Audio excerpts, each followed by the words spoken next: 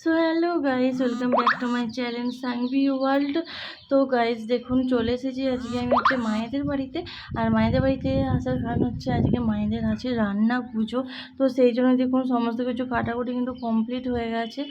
তো যখন থেকে কাটতে বসছিলো তখন থেকে আপনার সাথে শেয়ার করতে পারিনি, কারণ শরীরটা একটু খারাপ ছিল, আমি শুয়েই ছিলাম। তো উঠে দেখছি সমস্ত কিছু কাটাকুটি রেডি হয়ে গেছে। আমারও রান্না করার কথা ছিল মায়ের সাথে, বাট যে আমার হাতে এত লেগেছে সেই জন্য আর রান্না আমি করতে পারলাম না, মা একাই করছে।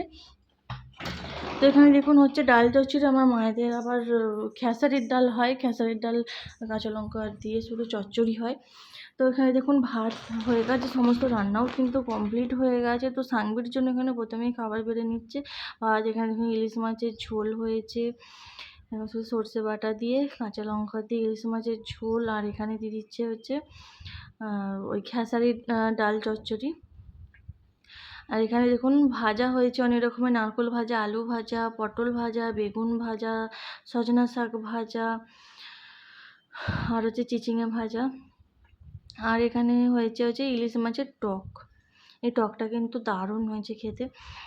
আর এখানে হয়েছিল পুঁই শাকের তরকারি, ইলিশ মাছের মাথা দিয়ে পুঁই শাকের তরকারি, জাস্ট অসাম লাগছিল খেতে। তো তারপরে আমরা চলে এসেছিলাম বাড়ি। আমরা ওখানে আর বসে খাইনি, প্রচণ্ড বৃষ্টি হচ্ছিল।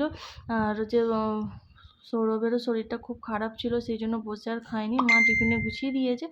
আমরা 10টার সময় করেই চলে এসেছি ফ্ল্যাটে। তো এসে আমরা এখানে দেখুন খাবারটা বেজে যেত, আমার হাতে খুব লাগা ছিল আর একটা হাতে আমি ক্যামেরা করছিলাম, তো এই খাবারটা বাড়ছিল।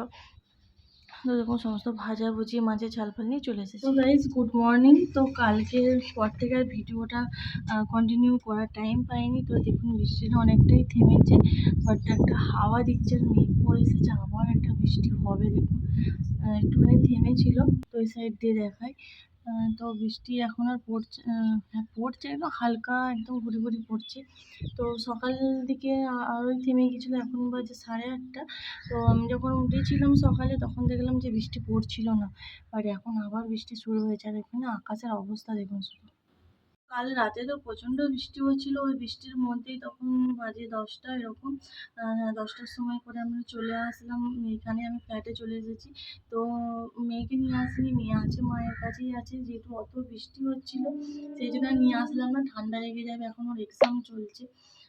আজকে কালকে এখনো 2 দিন ছুটি আছে, কিন্তু যদি ঠান্ডাটা লেগে যায় পরীক্ষার সময় শরীরটা খারাপ হয়ে যাবে। তোকে নিয়ে আসিনি, ও মায়ের কাছেই ছিল। দেখলাম কাঁদে, এমনি খালি একবার দুবার বলেছিল যে মায়ের কাছে যাবো।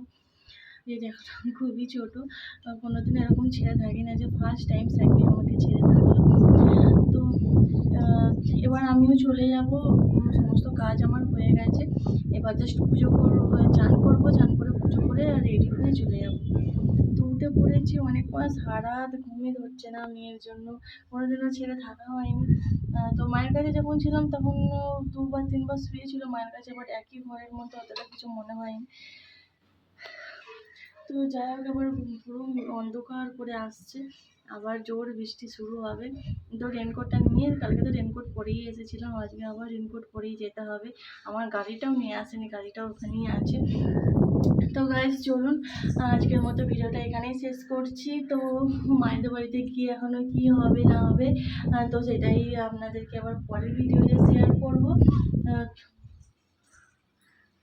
তো চলুন আজকের মতো ভিডিওটা এখানে শেষ করছি, দেখা হচ্ছে নেক্সট ভিডিওতে। যদি ভালো লেগে থাকে ভিডিওটা অবশ্যই একটা লাইক করে দেবেন, চ্যানেলটা সাবস্ক্রাইব করে দিয়ে পাশে থাকবেন। তো বাই বাই সবাইকে।